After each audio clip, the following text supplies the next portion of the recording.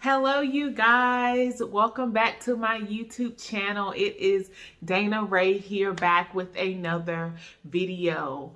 Thank you guys for coming back. Thank you guys for liking, commenting, subscribing. Thank you guys for watching my videos, both the vlogs and the content that is more like sit down talk like I'm doing today. So, welcome back. And subscribe to the channel if you're not already, because we are going places, okay? And I really enjoy connecting with you guys, and I really enjoy doing YouTube. Yeah, I'm here for y'all. So, and I'm here because I like doing vlogs and I like talking, and this is just my little space, my little corner in the world. So thank you guys for being here. So today, we are going to talk about transition. We're going to talk about transition. I said transition like I'm from North Carolina, so that was my little accent that came out. Y'all heard that. But we're going to talk about transition.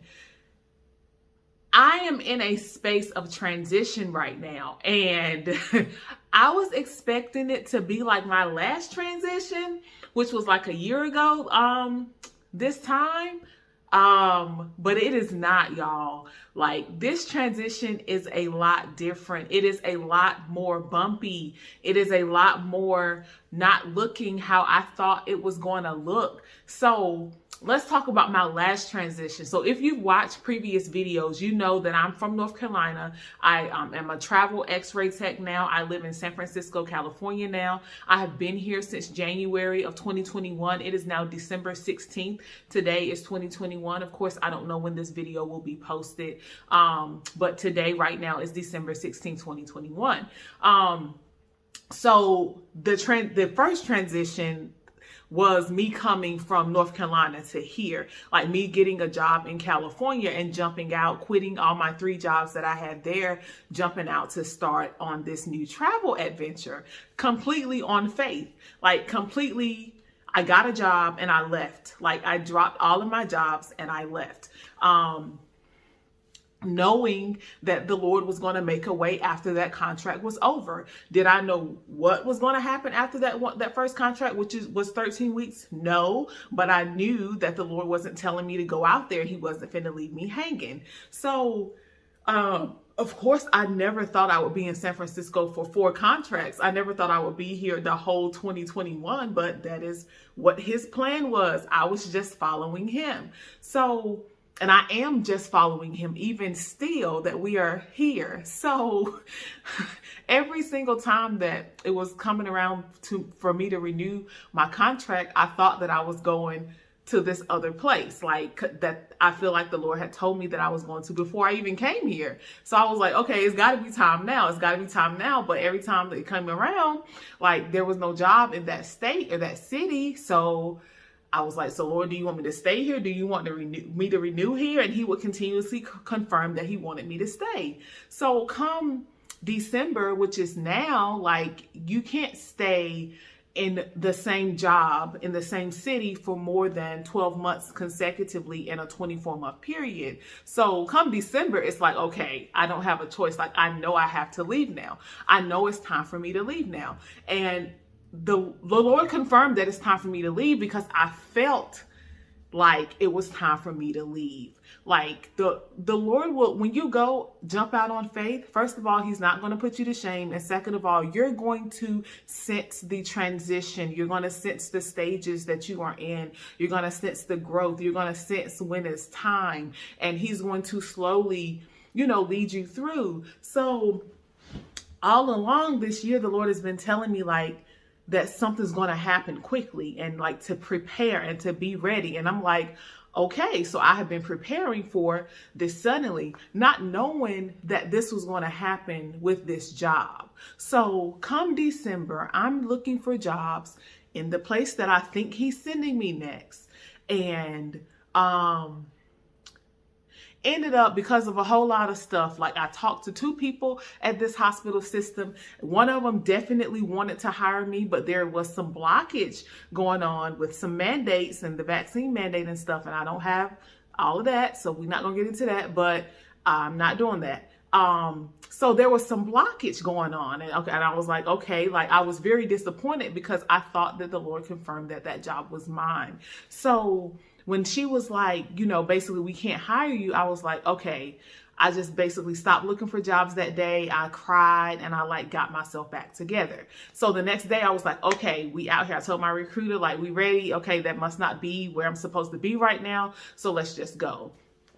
I'm applying for jobs everywhere outside of where I'm going, okay, everywhere. But the money wasn't right. It wasn't the right shift. They were giving me offers of like third shift or like surgery heavy positions. And I mean, I don't mind surgery, but it's not my favorite thing. And the Lord knows it's not my favorite thing.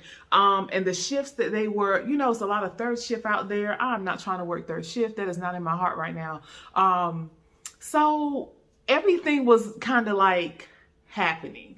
All right. So then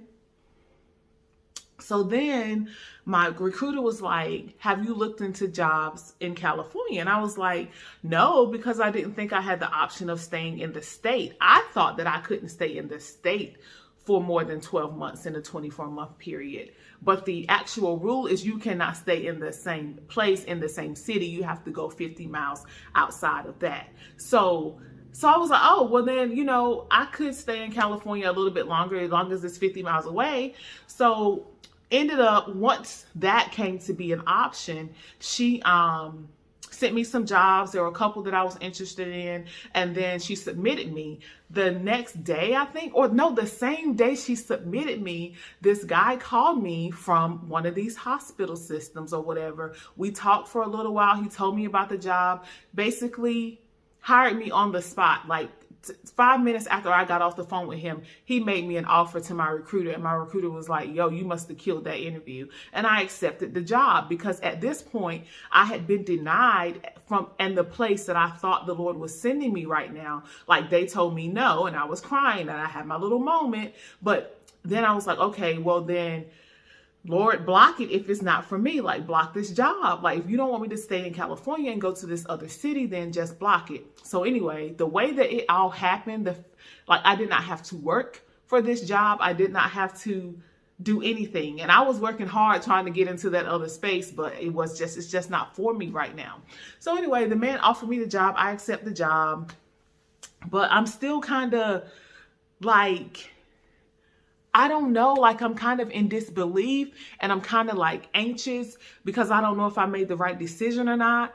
And then like I had to remember like, yo, you have prayed all this time, fasted and prayed for God to, you know, direct your path. You have submitted your will for his will. Like you have already asked him to go before you. So why wouldn't he? You know what I'm saying? Just because it's not what you expected and it's not how you thought he was going to move, that does not mean that it's not him moving. So I'm coming into terms with this job in this area. You know, I'm getting everything in line with the apartment that I'm going to stay in, all that stuff. So come down to this week, I actually found an apartment or whatever. I went ahead, like sight unseen, done paid, you know, the application fee, the security deposit, whatever, got approved. Everything has been moving kind of slow, like fast, but slow, and slow for a reason. So yesterday I ended up spending all day like doing,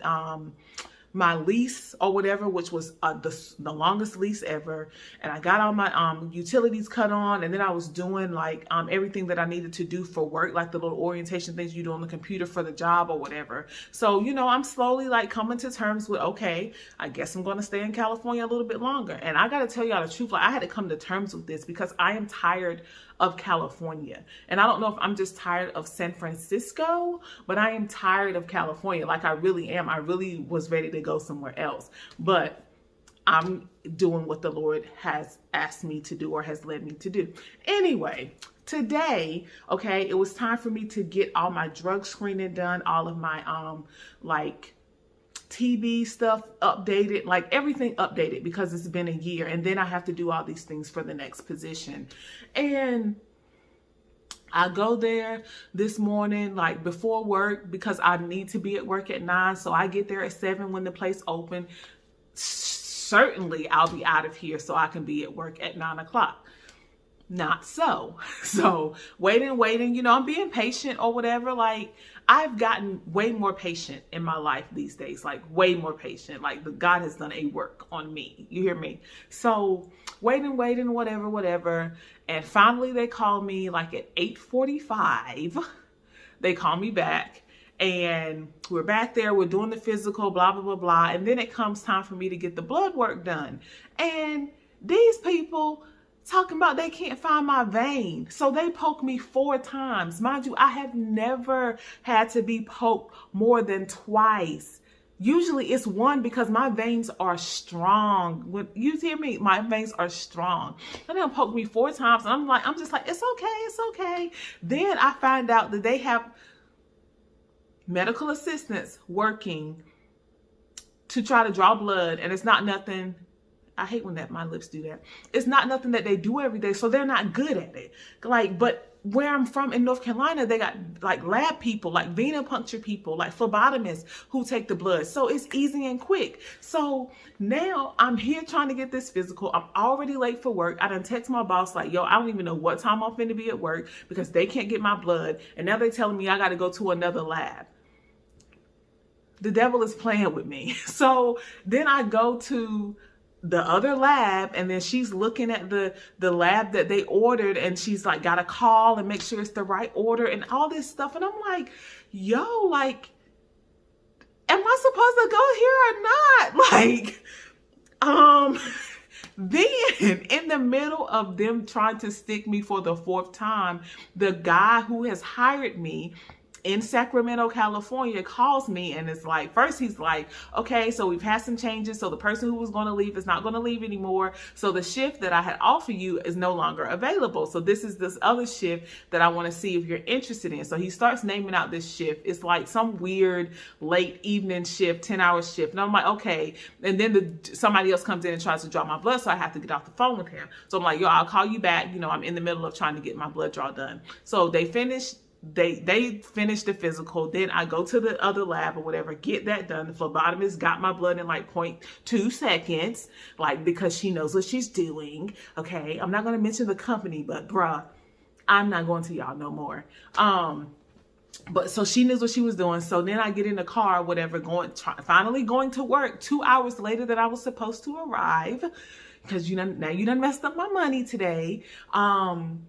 And I call the guy back. So when I call him back, he's like, things are always changing. And I'm like, what you mean? So anyway, he goes on to say now that there's basically no job available. Like the hours that he was telling me about just now, their PRN person is going to work that now. So now there's no job at his facility available. And I'm like, okay, all right. But he says, we have a sister facility. They really need help. Would you like me to put your name over there for them and we can just transfer you over there? And I'm like, yeah, because I've already paid for this apartment here, and I've already planned to be there, and I don't think I can get my money back because you guys are canceling my contract now. So I think I'm going to go to the other facility. So right now, today, what is it? Probably 6 p.m. December 16th. My last day of work at my current facility is tomorrow, December 17th. I don't really have a job lined up for January. Like, I really don't have a job right now. So I made this video because I want you guys to, because normally I'll make my videos and it'll be like me like reminiscing on something that happened in the past and sharing like how I felt at the moment or whatever in the past. But there's nothing like sharing how you are in the moment while you're in the moment. I'm here to say that normally if I had a day like I had today, I would be done. I would be crying.